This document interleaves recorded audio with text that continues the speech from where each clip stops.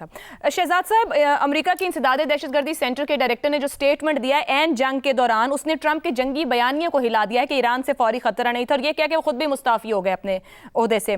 तो क्या अमेरिकी पॉलिसी के अंदरूनी तजादात बहुत बेनकाब नहीं हो रहे? क्या ये अमेरिका में सियासी बहरान का पेश खैमा हो सकते हैं?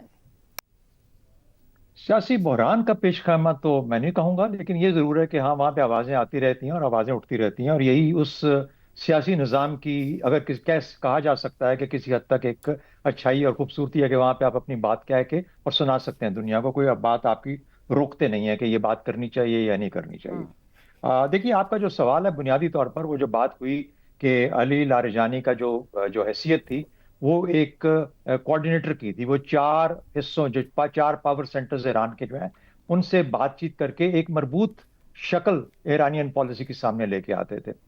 तो वो तो शख्स को उतार दिया गया, और वजह ये निकाल दिया गया, उसको एलिमिनेट कर दिया गया। वो इसलिए है कि इसराइल नहीं चाहता कि सफारती हल ढूंढा जाए। दुरुस्त। इसराइल उस वक्त भी नहीं चाहता था जबकि अमेरिका और ईरान ओमान के अंदर तकरीबन तय पा गया था कि वो इस पे एग्री करेंगे।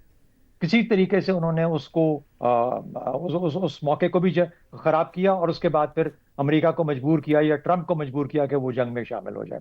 तो इसराइल नहीं चाहता कि सफारती हल तलाश हो, क्योंकि उसका मकसद क्या है? उसका मकसद यह है कि मैं ईरान को उस सतह पे पहुंचा दूं जहां पर शाम है, जहां पर इराक है, जहां पर हमने लीबिया को किया। गजा तो चल करना बहुत मुश्किल होगा उसके लिए, इतने बड़े मुल्क को। लेकिन ये इस किस्म का हाल चाहता है कि कभी ईरान खड़ा होकर सामने ना आ सके। तो जब तक जंग जारी रहेगी, इसराइल अपने मकासद के करीब तर होता जाएगा। ये नहीं मैं कहता कि मुकम्मल तौर पर हासिल करेगा, लेकिन जितनी तबाही ला सकता है वो लाएगा। वो उस वक्त तक ही मुमकिन है जब तक अमेरिका जंग में मौजूद है।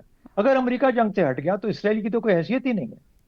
फिर इसराइल इसराइल ये हालत नहीं पाएगा, ये ताकत नहीं रखेगा कि अकेला ईरान के साथ नबर्द आजमा हो सके। तो इसलिए वो नहीं चाहता कि अमेरिका छोड़ के जाए। उसकी अपने अहदाफ की जो हसूल है, वो सिर्फ अमेरिका की मौजूदगी से ही जुड़ा हुआ है।